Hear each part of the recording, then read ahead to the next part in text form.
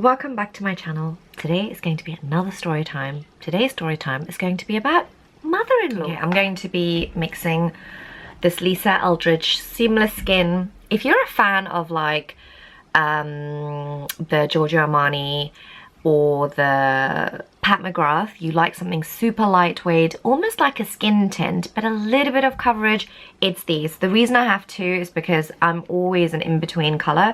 I struggle, so I'm mixing the 22 and the 19. As you can see, one is a bit more cool toned, one is a bit warmer, just to get the kind of right sort of color. So this is what I use these days for like a base, which is really nice. But anyway, let me talk about what all of you, so many of you asked me this. You have no idea, which was a little bit disturbing, but then at the same time I was just like, you know, I guess people always have this assumption that all mother-in-laws are bad, but it's not true. Okay, all mother-in-laws are not bad and all sister-in-laws are not bad. It's just sad that that's this thing, you know, that people say, and it's become such a typical kind of, I know a lot of you have shared stories, and a lot of you have said to me that you have such a hard time. But hear me out, okay? I've had two mother-in-laws, and both mother-in-laws have been the complete opposite on the spectrum, okay? And I'm not here to badmouth my previous mother-in-law or anything like that. I just want to give you a few examples that I've seen is very common amongst the mother-in-laws people have shared, and I have a theory and I have a little bit of psychoanalysis that I've done as to why I think that happens and how you could potentially work around it. I really hope that I'm not going to offend anybody here, because I know a lot of mothers and mother-in-laws would be watching this video as well, and this is honestly, these are just my experiences and this is my opinion. It's not that I think that this is how it is, so please take this with a pinch of salt, okay? Like don't be offended by anything that I'm going to say. This is not to make anyone uncomfortable, to upset anyone or hurt anyone, but let's just say, you know, some mother-in-laws, yeah, okay. But then I don't think it's because it's a mother-in-law. I think sometimes, you know, there's generations, you know, generational sort of trauma. There is, you know, what your mother-in-law might have had, you know, experienced with her own mother-in-law. You know, there is a lot of it. But I think, personally, first of all, it starts with the guy that you date, okay? First of all, when you date the guy that you date, you know, kind of figure out his personality, like see how he treats you, the kind of respect he has for elderly, the respect he has for women, how does he make decisions.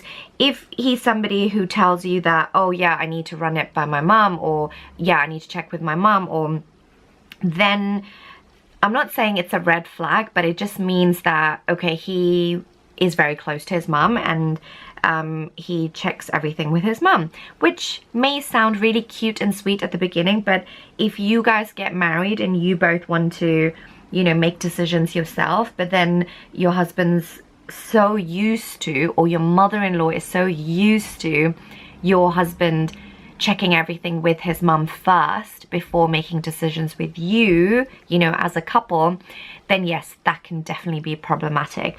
But that's not your fault, right? That's not your fault. I wouldn't say that's anybody's fault. It's just the way people have been brought up. So I would say figure that out at the beginning of your relationship, like, you know, how your partner is with his mum and how he is generally and how he makes decisions and that kind of thing. I think that plays a huge role, and you can make your decisions based on that. If you think you can have discussions with your partner and say, you know what, no, I think moving forward we need to discuss things ourselves, we need to make decisions ourselves, and he then gets used to doing that with you as well, then slowly you know, his mother gets used to the fact that, okay, you know what, he's found somebody, he has a partner, and rightfully so, he should discuss this with his partner first before discussing it with parents, you know.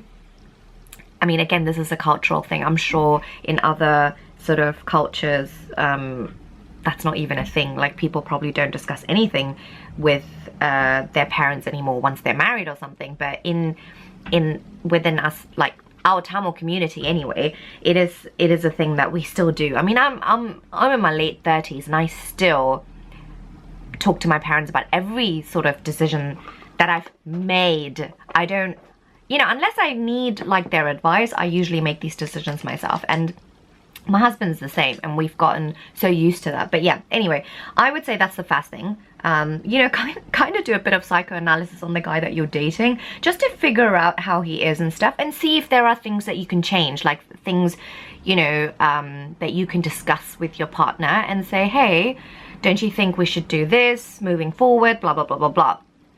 If you from the beginning say yes to everything, and you say yes to your mother-in-law all the time, you know, and you kind of just like go along with the flow just because you want to be liked, then you've got a problem as well, because then it's your own fault for teaching your future mother-in-law that you're just basically somebody who says yes to everything. And then when you do want to start saying no, it's going to become a problem, because then she's going to be like, but, you know, and then it becomes an issue and da-da-da. So I'm just thinking, you know, kind of set your boundaries and your standards from the beginning. I know that's hard because all of us naturally want to be liked, and sometimes I think it comes from maturity maybe, or kind of like experiences. In my first marriage, I was that person who was kind of constantly saying yes to everything, and I was just like, oh my god, I don't want to offend my in-laws, and oh my god, I don't, you know, I want to say everything and do everything that makes them happy. And that unfortunately got me to a point where at the beginning, especially once we were married, I was exhausted, because I was almost like forcing myself to do things that I didn't really want to do, but I did it because, you know, I wanted to be nice and I wanted to be, you know, I wanted to please them. But because it started becoming so forced, and everything, the things that I was doing was just like, you know, as an example, like in my own household, like I really hate washing up. I rely on the dishwasher, okay? That's me. That's just me. And my parents know this, and my parents probably moan about this to every single person that visits our house, especially when I was younger. If they had something to complain about me about, they would tell other people saying, oh, this guy, she never washes up, da da da da da. But that would be the only thing, okay? I'm so good with everything else, but I don't know. Anyway, that's a whole, I'm sure there are reasons, I have no idea. But then with my previous in-laws, like whenever I used to go over, I wanted to be liked so much that I would always be in the kitchen, and I would always be washing up, and I would always be cleaning up, and I would always help with the cooking and stuff. Things that I've never done in my own household. So, and I wanted to do it to be liked, right? And then after a while, because we were going over there every single weekend, by the time Friday hit, I would have anxiety, because I'm just like, oh, I need to go and wash up and be in the kitchen, like, you know. And that was my thinking, and that's nobody's fault but mine. It wasn't that it was expected of me to be in the kitchen all the time. It was just something that I did, and then I couldn't get out of it anymore. And then it was one of those things where I would feel guilty if I went to their house and just sat on the sofa and wanted to watch TV and relax, because I'd be working as well. And then weekends are, you know, like this relaxing thing where you sit with your family. But then if I did sit a little bit on the sofa, it would be like, oh, Vithya, why don't you come and help in the kitchen? And again, it wasn't because that was expected. It was because I did that, you know, and I didn't know any different. And I feel like it was too late for me to get out of it. But anyway, that marriage was over anyway. But this time round, if you ask my mother-in-law now, this time round, I do not go in the kitchen. I'll be polite and I'll ask her. I'll be like, do you want any help? But she's very like, she likes to be in her own zone, and she likes to do her own thing. So she doesn't like anyone disturbing. So she'll be like, no, you go sit down. You know, I'll cook, I'll do everything, and, you know, I'll call you when the food's ready. And I'm like, okay. And then I just go and sit. I know some of you might be judging, being like, probably like, what the hell, Vithya? But I'm being very honest here. But I'm just saying that I learned this time round to be my authentic self, like to be completely honest about everything, my likes, my dislikes, you know, and every time I know that my mother-in-law might be upset about something, we talk about it. and I'm very honest with her about stuff. So yeah, so I would say, you know, if you are somebody who's just been dating and you're about to get married and you're kind of like, oh, you know, be yourself and be very honest. Don't do things that are just like way outside your comfort zone, or it's not something that you usually do, because then you're setting yourself up to have problems in the future, right? That's one thing. Another thing is about decision making, okay? The moment you start asking everyone, especially your in-laws, for opinions all the time, you're teaching them to get involved all the time, you know? And if you're okay with that, that's great. But if you start then complaining about it, saying, oh my God, like, you know, they've said this, they've said that, it's almost just like, well, that's your own fault as well, because you taught them that. So I would say from the beginning, it should be, if I'm honest though, it should be you and your husband. You and your husband should make these decisions. And then if you wanted to involve the families and be like, oh, this is what we've decided, and then, you know, get their opinions on things, and then see if that changes your mind or not. But then don't go to them first, because then it becomes a habit. Then they get involved in every decision making that you do. And then it becomes hard, because then after even being married for 10 years, you'll still be asking the in-laws for almost permission, if that makes sense.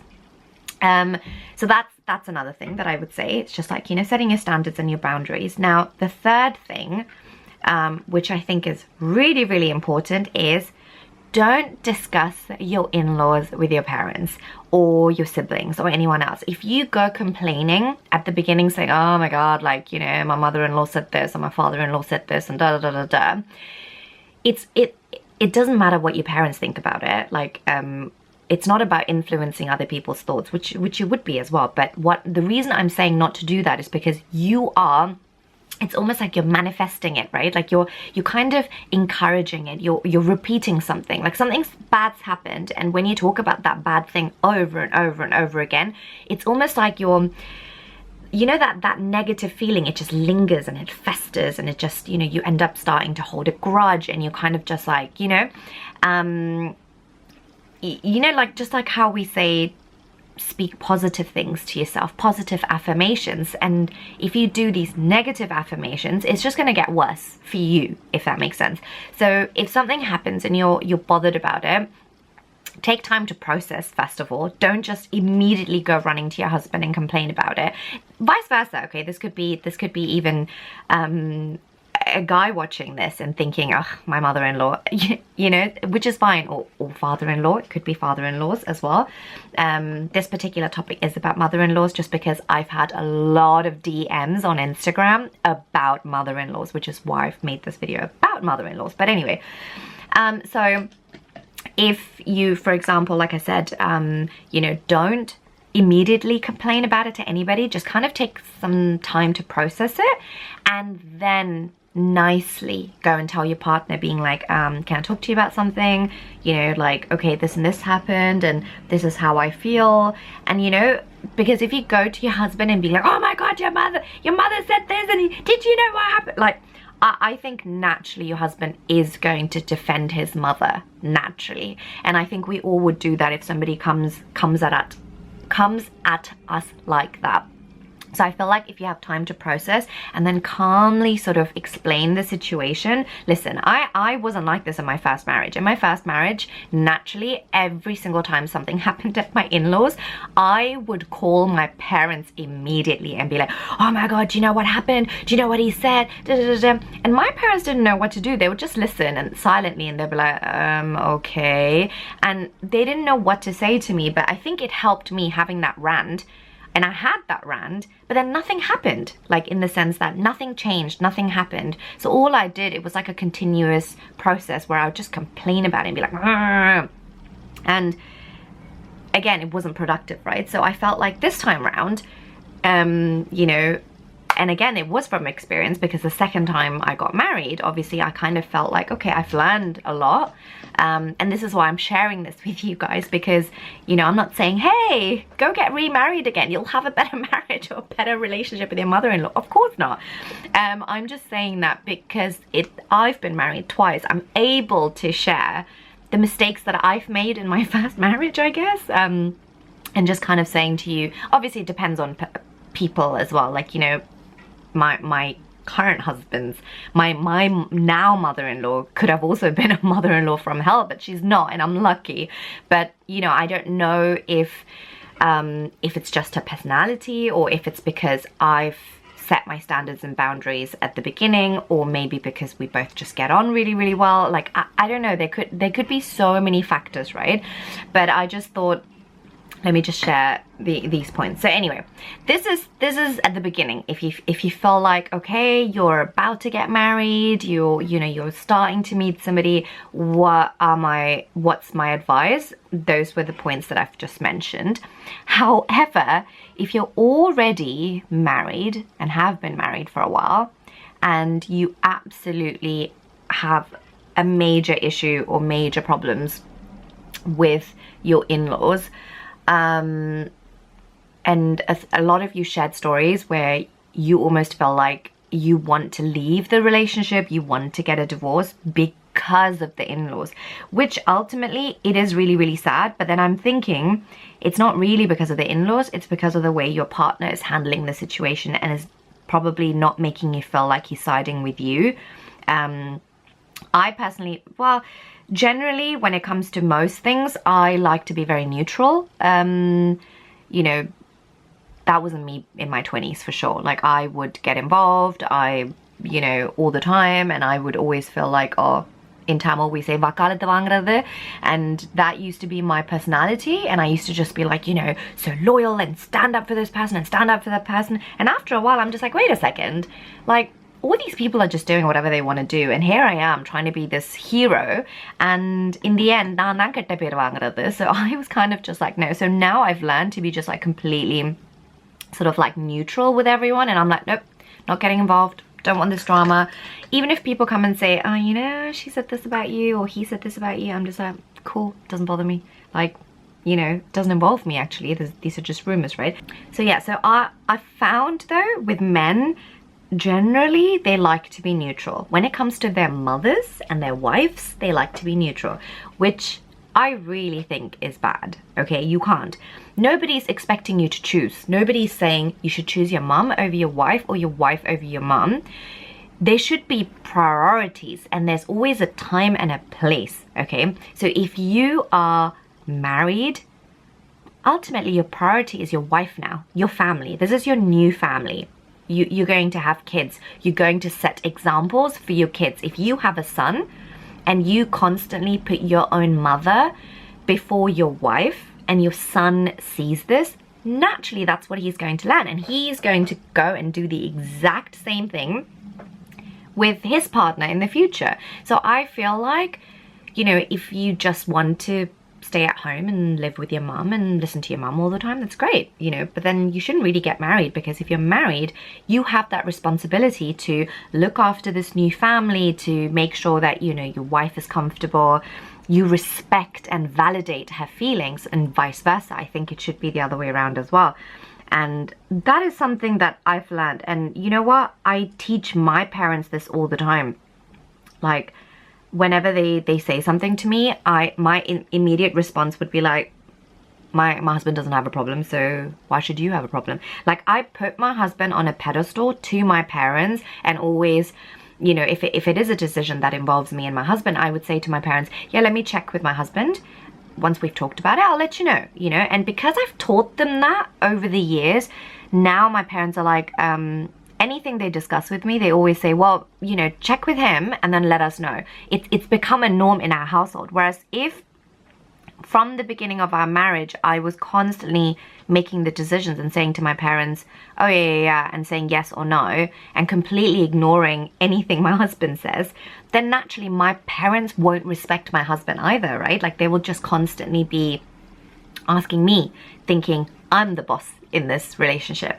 And people used to sometimes make these snidey remarks saying, oh yeah, we know who wears the pants in this relationship, right? Generally, it's like a thing. You see this in movies, you see this amongst other couples, and people think it's fun to say that, to make fun of somebody like that.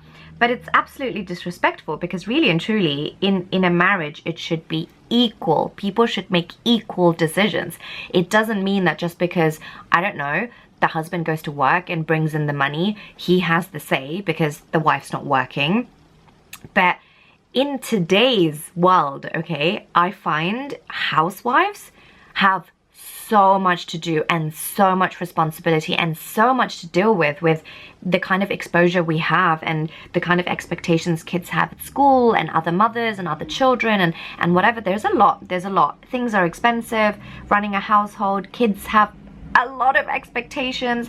They don't want the same food. They don't want this. They don't, you know, I could go on, but I'm just saying, don't you dare make somebody feel little just because they're a housewife. You know, I don't even know if people use that term anymore, but I'm just saying the ones that stay at home and look after the children and stuff. So equality is so important. So I think if there are problems with your mother-in-law later on in the relationship, or it's been there for a long time but nothing's changing, then as the partner, the husband whose mother, you know, you guys need to change something. You guys need to change something, and you need to learn to listen to your wife and to respect what your wife is saying. Equally, I do understand that some wives, okay, some women can be very like, oh my god, did you notice this? She said this. I know she meant this. And they kind of create these scenarios in their mind, and it's almost just like it didn't happen, but they're creating it because maybe they're feeling insecure, maybe they don't feel validated, maybe they, you know, there could be so many reasons. So I know that it's not always the mother-in-law. It could also be the daughter-in-law causing the kind of issues. I get that. But this is where I think the husband should get involved, and he should sort of analyze as well. And you know what? You know, saying all of this, when the husband or the guy gets to know the girl, maybe he needs to ask certain questions as well to see whether the girl that he's dating, how she feels about her parents. Does she respect elderly? Does, you know, what sort of vision does she have for the future in regards to the parents? And you know, one of the first questions I asked my current husband when we first met, I keep saying current husband, I should just say husband. When I met my husband, I said to my husband, you know, like, what's gonna happen when like your mum's older? Like, you know, have you thought about that? And because I've always said to my husband, like, I would one day love to have a really big house where my parents can live with us, okay? You know, they can have their own annex or whatever. Ooh.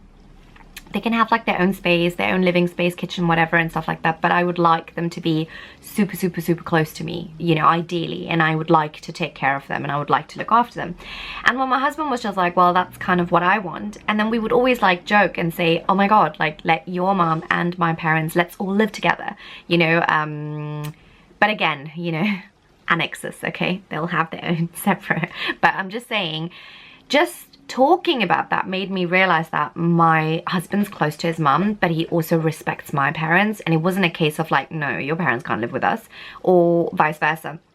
And whenever, you know, either of us are upset with the other, you know, with the in-laws, we again take time to process, allow it. We don't run to our parents and then complain about it. Like, you know what I mean? Like, it's really important to kind of make sure that relationship with both families is smooth.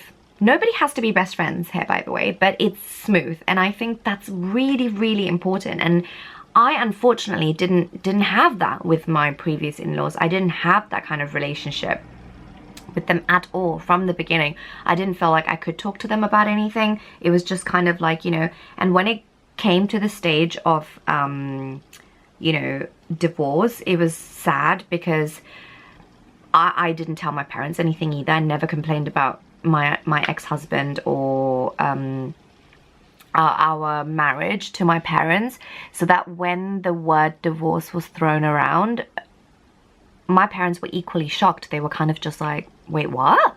Like, why? You know, for them it was like a complete, you know, they were completely blindsided with it because they just had no idea, because I never ran to them and complained to them about anything. Nor did I do that with my friends, by the way, with my girlfriends, because I was so protective of that marriage that I was kind of just like, no, I'm not going to discuss that with anyone. And I learned that that was a huge mistake because I didn't discuss it with my parents or my friends. you know, because there were red flags and there were problems, nobody was able to give me advice. Nobody was able to say, hey, Vithya, I think you should, you know, there is a problem, like, you know, and I kind of just let it go on for too long. And then anyway, I mean, we got divorced and it's great, but I'm just saying I could have avoided a lot of things. So I do feel like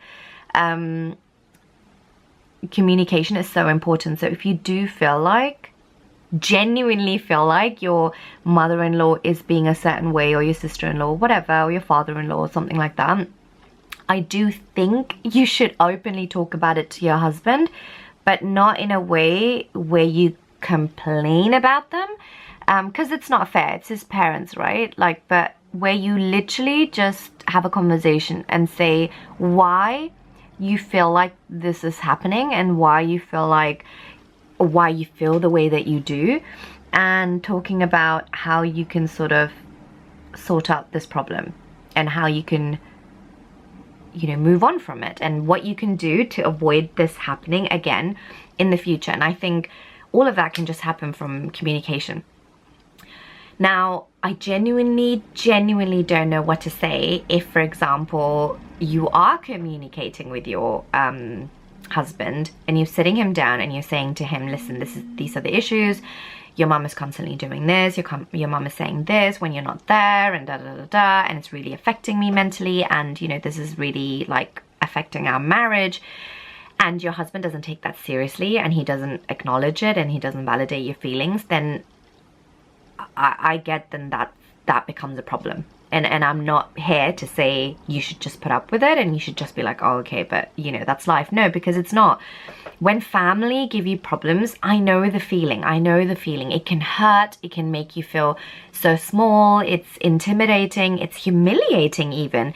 And you constantly have this feeling of like, but I left my family to come and be with your family and they're treating me like this. And you end up feeling so alone in the marriage. And I know that feeling, and I absolutely get that. I'm just trying to think like what you could do. You know, if anybody has any kind of suggestions or advice, please leave it in the comments, or, you know, message me privately if you're worried about your name. I can absolutely, you know, share some of this just to give people advice. But I would say the next step would be counseling, right? Marriage counseling, and to kind of convince your husband, or giving him an ultimatum really, and saying, listen, this is not going to work out if we don't sit down and talk about it. And don't ever feel like you're not going to get that support. There are so many women in the same shoe, and I feel like you shouldn't think that, oh, I have to put up with this because I can't leave this man because I'm not financially stable, so I have to depend on him. No, that's not fair. You can't stay in a marriage just because you feel like you don't have any other options. And this is where communication is so important. You talking, if there are real serious problems, okay, not you just going and complaining to your friends saying, oh, he snores or he farts all the time. Like, that's not nice. Don't do that. But I'm just saying, if there are real problems, you should be able to talk about it to your parents and your close friends or family to kind of figure out like how to intervene and how to kind of change this, and what their suggestions or what their advice is and what you could do. And that's not really complaining. That's just you really trying to find a solution to your problems. And I don't know, sometimes it might even be worth talking to your mother-in-law directly and being like, hey, can we meet up, or can I come see you? Can it just be the two of us, and can we just talk? I don't know if you've ever thought about it. I definitely did that with my mother-in-law now. Like, when we once had an issue a while ago, it was a small issue, but it was something that was an issue for her, and I was just guessing that it was an issue. Like, she never said anything, but I knew her behavior was a bit different towards me. And every time I checked with my husband was like, no, she's fine. Obviously he's gonna say that. But then I was kind of just like, you know what? I'm gonna do something about it. Didn't even tell my parents about this, because I know my parents, the way I know my parents, they'd be like, like, you know, my parents would have just been like, don't make this a big thing. But I was kind of like, no, but it bothers me though. And so I called her and I directly was like, what's the problem? You know, in a very nice way. I wasn't just like, what's your problem, man? Like, I I was literally in a nice way. I was like, what's the problem? I know there's a problem. And she did. She ended up telling me what her problem was, which I gathered anyway. And honestly, we talked about it, and I told her how I feel about it, and I think I argued my case very well. And then I gave her time to process. And then I'm telling you, we've never had that issue again, ever. And I think sometimes, you know, putting people, especially older people, I'm not saying putting them in their place. No, that's not what I was trying to say. I'm just saying putting things into perspective for them, because they are from a different generation and they do come from a very different background, culture. You know, there are so many things that, you know, just like how you explain certain things to your parents, right? And so I feel like if you actually talk to them and then almost let them see that this is not a big thing in the big scheme of things. I like to say that anyway. I even sometimes say that to my parents. Like, there's a Tamil saying, which is like we say, you know, like saying that there are so many serious problems in the world, and this is your problem. I know it sounds very patronizing, and I don't say it like that the way I said it to you guys, but I do always try and put my parents, or even my mother-in-law or something, like, you know, just perspective. I think perspective is important. I've already added my lashes. I'm gonna add a little bit of pencil. I love these Victoria Beckham satin kajal liners. Oh, stunning. This is the color Smoky Quartz. Sorry, it's like a olivey green. But anyway, the only other thing that I would add here is, if you are about to become a sister-in-law, okay, this is a message to you guys. If you have a brother who's about to get married, honestly, my advice to you would be, I mean, not all of you are like this, by the way, and I'm sure you're not, and please, again, don't be offended, but I get that you are best friends with your mum, and you have a great relationship with your mum, potentially a great relationship with your brother, but do not get into the habit, please, of complaining about your new sister-in-law to your brother or your mum. Well, it's usually first the mum. The sisters complain to the mums about this new woman that's coming into their lives and being like, oh, and pinpointing, picking, all of these things, and potentially becoming the sister-in-law from hell, because you're basically treating this new woman that's coming into your family. I'm not saying all of you guys are like this, but this happens so often, and it never starts with bad intent. It just starts with you just being best friends with your mum, and you just discussing things with your mum, and you just saying to your mum, like, oh my god, like, look at her, or look what she's wearing, or did you see what she did, and oh my god, she didn't help, you know, or any of those things. And when you start doing that, even though initially it might be harmless and you're only talking to your mum about it, it becomes a thing between you and your mum where you're constantly talking about this new person.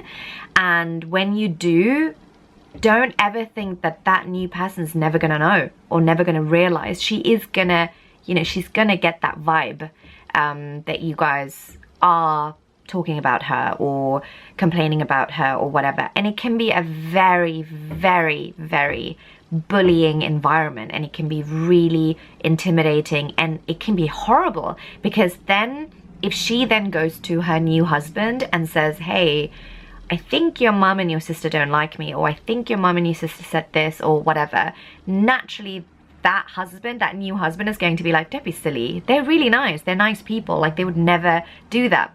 So that's the thing, it starts off so harmless, but then it becomes something so toxic, and then it starts ruining relationships. So personally, I would say, don't get into the habit of talking about anybody in your family with your parents. Yeah, just the gossiping. And I think if you do that and it becomes a habit, then unfortunately so many people end up getting hurt, and so many people yeah, so that's my little tiny weeny bit of advice to you know, because I used to have a sister-in-law. I don't. My husband now has brothers, and so I guess I escaped. No, I'm joking. I'm only joking. You know, I know I've done, you know, as a professional makeup artist, I've done so many weddings where the brides have an amazing relationship with their sister-in-laws. They're like best friends and they're super close, and they're literally like sisters, because this is both the girls don't have sisters and they've always wanted a sister, and I've seen that as well with my own eyes, and it's so beautiful to see how there are those relationships too. And I've gotten so many brides ready who absolutely love their future mother-in-law and have a great relationship with them. But equally, I do get brides in my chair also talking about, you know, the challenges that they're already facing with the in-laws, and they're really worried about going into this marriage knowing that this has been happening. And you know, and I always I never know what to say. I'm usually the person that just does my hair and makeup and just listens to them and lets them vent and rant. I don't tend to get involved. Again, I'm that person that likes to be neutral. I'm just like but this is what I mean by from personal experience, but also from what I hear from a lot of people, is that I would probably say oh, it has a smudge on the other side, is to kind of like, you know, be mindful of that, because that, you know, how we behave at the beginning of something can really set the environment, if that makes sense. So yeah, I think I've covered all my points. I didn't want to go into detail because I didn't want to, again, badmouth anybody or use any sort of personal examples of me or other people. I just wanted to kind of mention this because a lot of you constantly ask me about relationship with mother-in-laws, and yeah, like I really do believe you can, if you don't already have a good relationship with your mother-in-law, I think you can. Something can change. It just means a lot of patience from us, because again, we're a different generation and they're a different generation. I feel like sometimes it's really hard to change that person unless they become a lot more elderly, so they kind of reflect a lot maybe, but I think it's still a little bit our responsibility. Not in every case, but where we teach them things, you know, it becomes the other way around, right? Like we're like meant to be the mature, grown-up, educated sort of people, where we kind of then educate them, or you know, teach them, or let them process, or you know, understand their traumas and their backgrounds and stuff, and kind of like, you know, then realize, okay, this is why they are. It doesn't mean that you let them get away with things. It just means that, yeah, communication is ultimately the biggest thing. So hope this helped. It wasn't such a long video, but maybe there were one or two pointers in there that might have given you a little bit of food for thought, but I'm really sorry if I offended anybody with anything that I've said. That was definitely not my intention. I just kind of wanted it to be a general, you know, sort of thing. You know, I just think, you know, we can all live happily together, you know. Yeah. Anyway, I'm gonna add a little bit of lipstick and then that's me done. Again, these videos are obviously based on my experience, but yeah, do give me feedback. Do share if you have any advice or suggestions, or if you want to share anything privately, you can do. I love reading all these stories. I'm not an expert to give these kind of advice. Again, it's just, like I said, personal experiences, but you absolutely can. And yeah, until next time.